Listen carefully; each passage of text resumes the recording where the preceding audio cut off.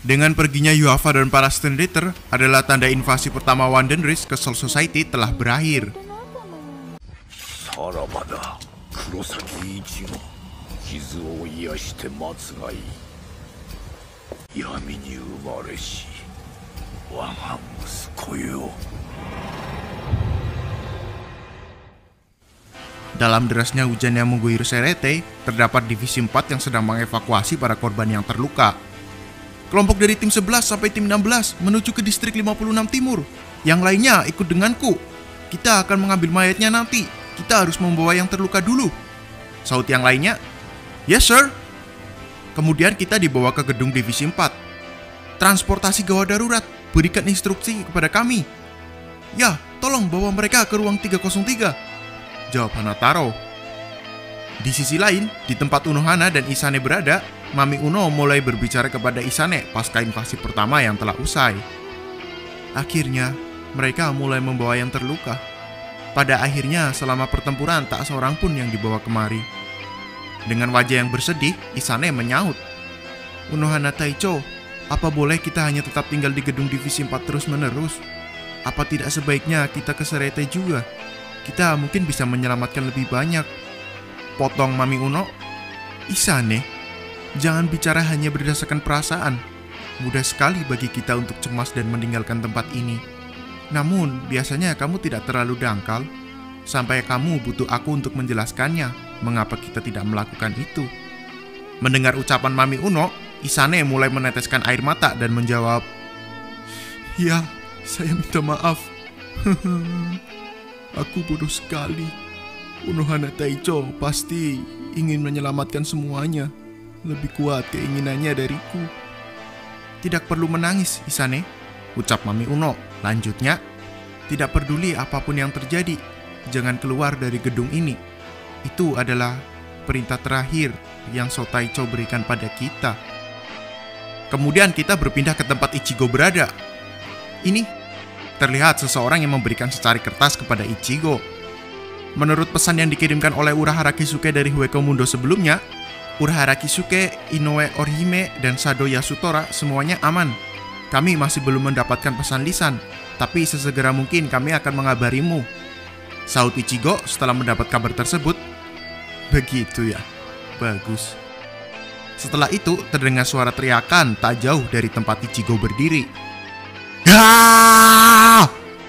Ternyata teriakan tersebut berasal dari Ikkaku yang sedang diikat di sebuah kursi karena dia tidak mau tenang. "Biarkan aku pergi, bodoh! Kapten! Kapten tak mungkin terbunuh!"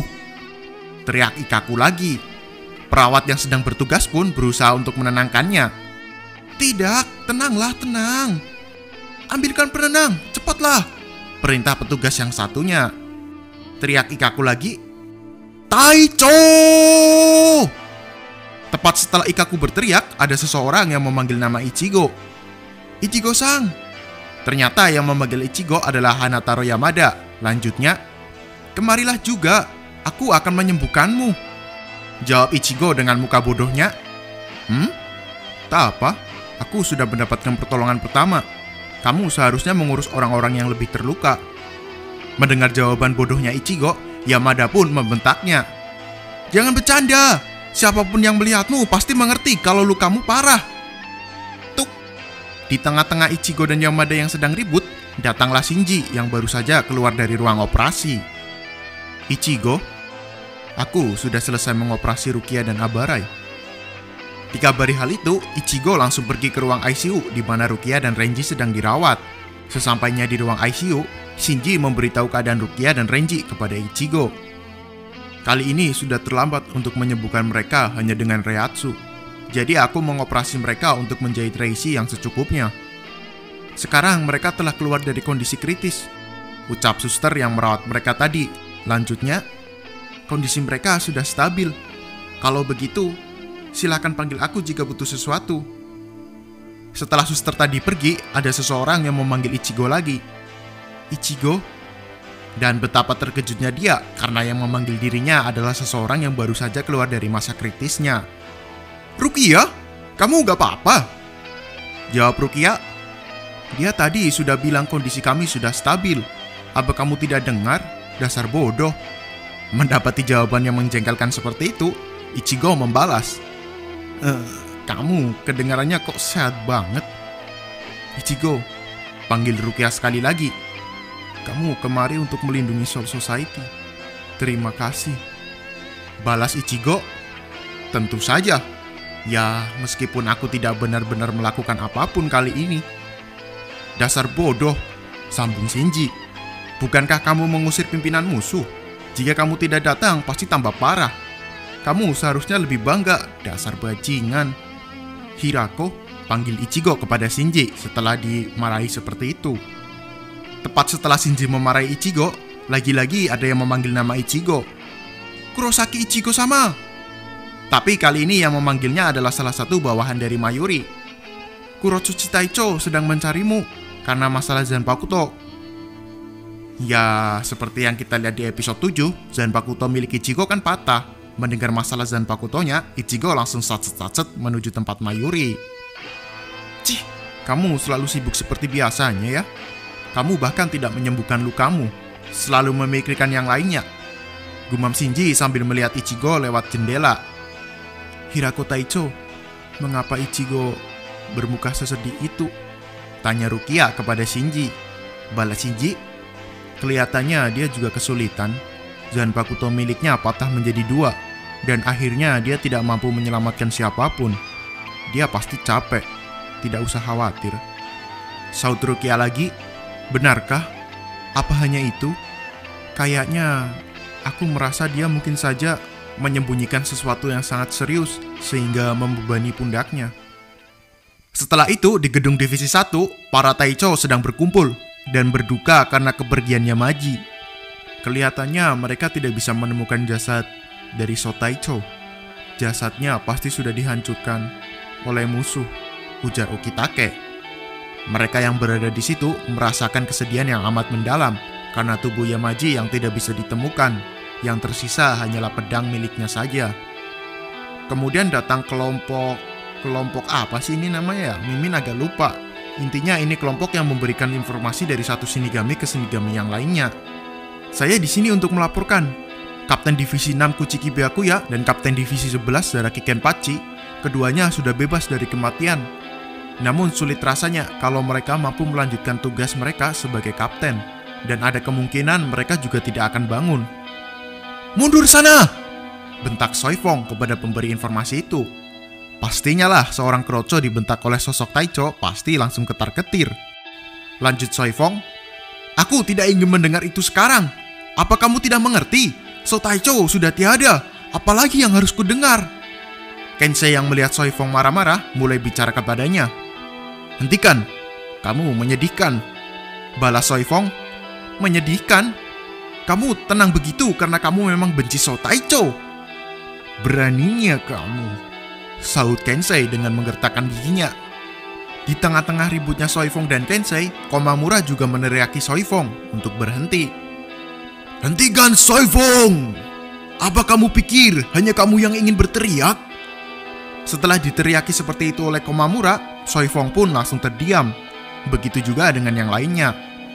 Kemudian terdengar suara tepuk tangan yang memecah keheningan di antara mereka. Prok, prok, prok. Oke.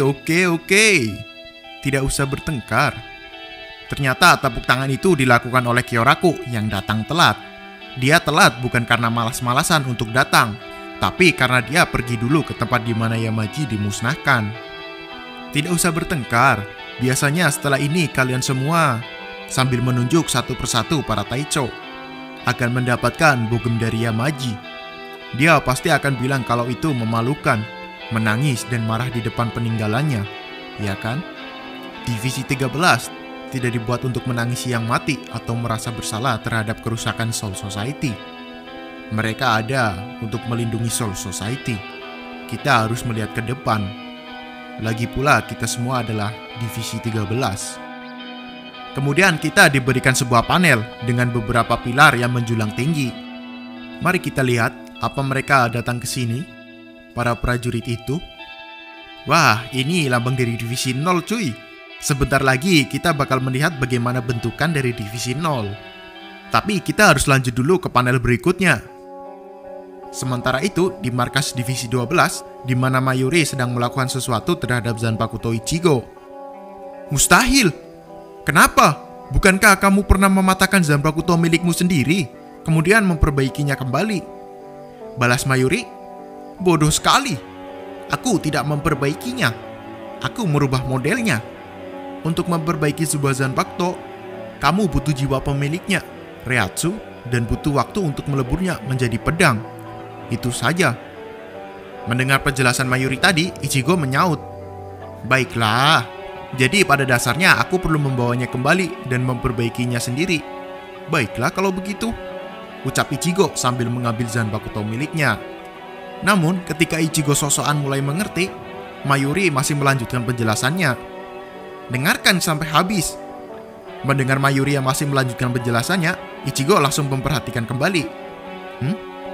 Lanjut Mayuri, kita sedang membicarakan Shikai. Kalau itu patah karena bangkai dan bukan karena Shikai, itu cerita lain lagi. Bangkai yang sudah hancur tidak akan pernah bisa kembali seperti semula. Apa? Ichigo pastinya langsung kaget mendengar ucapan Mayuri tersebut. Mayuri masih melanjutkan penjelasannya. Tentu saja ada pengecualian. Dalam kasus Kokujo Tengenmyo milik Sajin Komamura, pemilik dan Zanpakutonya memiliki ikatan yang sangat kuat. Jadi saat bangkainya rusak, pemiliknya juga terluka. Dan itulah kelemahannya. Tapi di sisi lain, jika pemiliknya pulih, Zanpakutonya juga ikut pulih. Untuk tujuan penelitian, aku mengetahui bangkai setiap prajurit. Dan sejauh ini, hanya itulah pengecualian yang aku tahu. Bangkai Ikkaku Madarame hancur saat melawan Edrad Leones. Dan meski Akon berhasil memulihkan bangkainya kembali, tapi tetap tidak sekuat sebelumnya. Bangkai Ikkaku? Tanya Ichigo setelah mendengar bangkai Ikkaku. Balas Mayuri, ups, kurasa aku sudah diperintahkan untuk merahasiakannya. Tapi ya, terserahlah. Kemudian Ichigo bertanya lagi, lalu bagaimana dengan bangkai Renji? Dia bilang bangkainya pernah hancur saat melawan Byakuya. Mayuri menjawab, apa kamu pernah menghitung bilah pedang dalam bangkainya? Pedang Hihio Zabimaru sudah dihancurkan oleh Kuchiki Byakuya dan masih tetap hancur sejak saat itu. Balas Ichigo, apa? Lalu bagaimana aku? Ketika Ichigo akan bertanya lagi, terdengar suara teriakan seperti orang yang sedang dikejar-kejar, dan teriakan itu mulai mendekat ke arah Ichigo. Wah! Mate! Minggir, minggir, minggir! Tangkap dia! Duak! Seorang dengan tubuh besar dan berotot menabrak Ichigo dengan sangat keras. Wah, sial! Aku mengenai seseorang! Ucap orang bertubuh besar itu. Tunggu. Ichigo? Sambil memegangi hidungnya yang memerah, Ichigo menyaut. Kamu siapa? Ternyata makhluk dengan tubuh besar dan berotot itu adalah Korn. Gak sinkron anjir lah. Lanjut. Siapa? Ucap Korn. Lanjutnya, aku tahu memang sudah lama, tapi bagaimana bisa? Sudah jelas kan?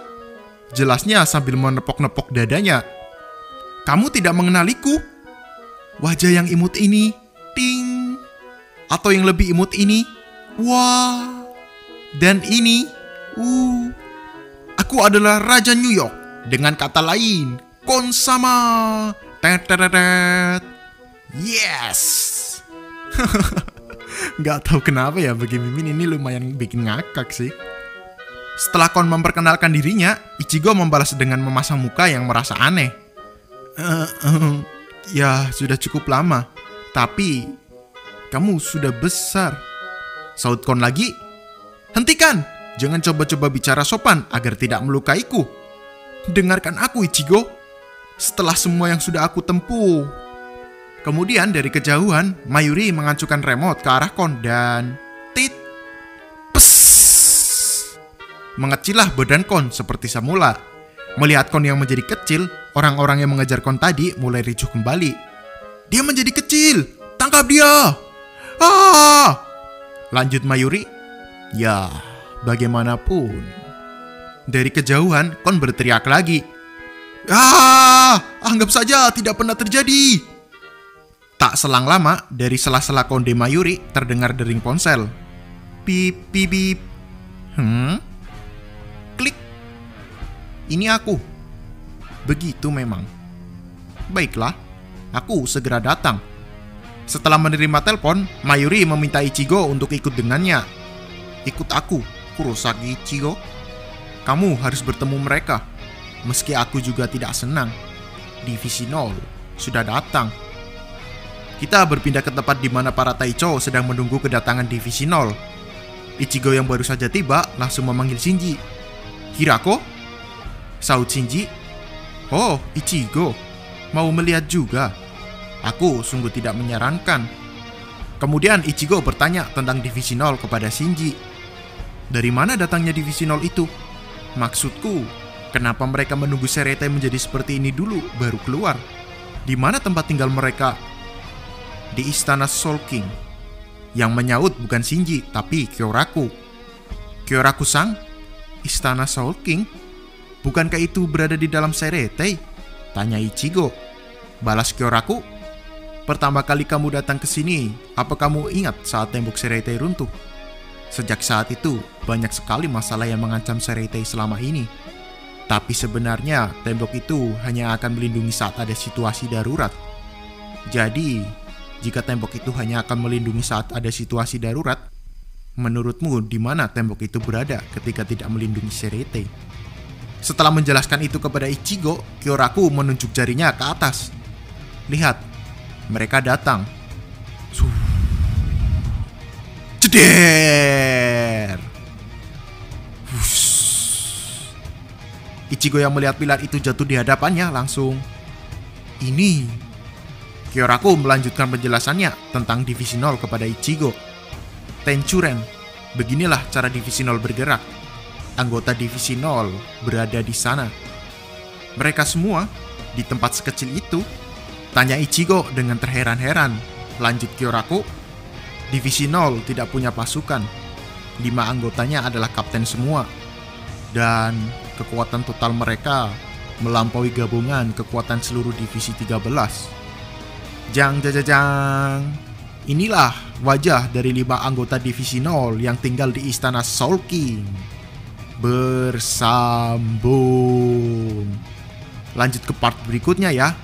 Tapi mohon ditunggu. Eits, mau kemana? Mau ke spam Getsuga Tenso, ha? Subscribe dulu lah. Suzuku